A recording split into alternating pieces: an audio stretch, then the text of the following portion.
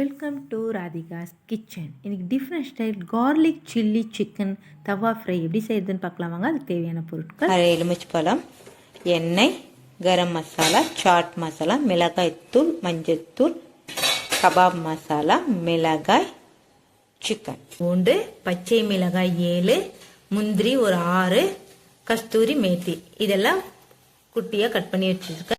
2 spoon kebab masala, 1/4 spoon மஞ்சத்தூள், 1 spoon மிளகாய்த்தூள், chat masala 1/4 spoon, garam masala 1/4 spoon, உப்பு தேவையான அளவு போட்டுட்டு நல்லா கலந்துடலாம். உப்பு அது மசாலாலாம் நல்லா கலக்கணும், அதுக்கு தான் இப்படி கலந்து விட்டுறது. அரை எலுமிச்சம்பழ சாறு ஊற்றிட்டு அதையும் நல்லா கலக்கிடலாம். 2 ஸ்பூன் எண்ணெய் சேர்த்திட்டு அதையும் நல்லா கலக்கிடலாம். எண்ணெய் எதுக்காக சேர்த்துறதுன்னா இந்த சிக்கனில் மசாலா நல்லா கெட்டியாக பிடிக்கிறதுக்காக இந்த எண்ணெய் சேர்த்துறது, இறுக்கமாக பிடிச்சிக்கும், அதனால தான் எண்ணெய் சேர்த்திக்கிறது.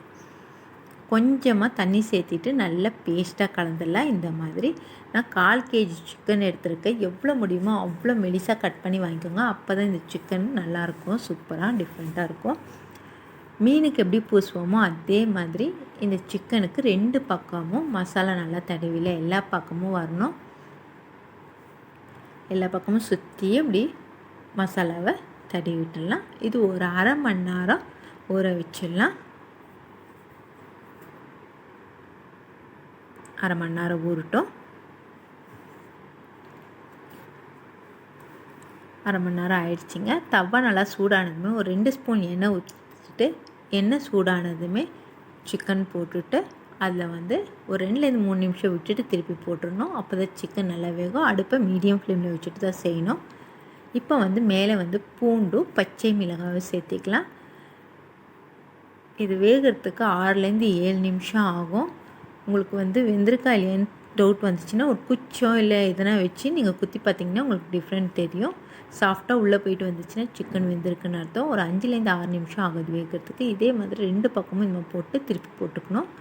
பூண்டு பச்சை மிளகாய் போட்டுட்டு அந்த எசன்ஸ் எல்லாம் சிக்கனில் இறங்கி அது கூட சேர்த்து சாப்பிட்றப்போ ரொம்ப சூப்பராக இருக்கும். வேறு லெவலில் இருக்கும் இந்த சிக்கனை. நீங்களும் வீட்டில் ட்ரை பண்ணி பாருங்கள், ரொம்ப சூப்பராக இருக்கும். சைடில் வைக்கிறதுக்காக இப்படி வச்சுருக்கேன். அவ்வளோதாங்க, நம்மளோட different style garlic chilli chicken tawa fry ready ஆயிடுச்சு. நீங்களும் வீட்டில் ட்ரை பண்ணி பாருங்கள், கண்டிப்பாக பிடிக்கும். மேலே முந்திரியை தூவிட்டு சாப்பிட்டிங்கன்னா சூப்பராக இருக்கும். கண்டிப்பாக உங்களுக்கும் பிடிக்கும். லைக் பண்ணுங்கள், ஷேர் பண்ணுங்கள், சப்ஸ்கிரைப் பண்ணுங்கள், மறக்காமல் பெல் பட்டனை கிளிக் பண்ணுங்கள். நன்றி, வணக்கம்.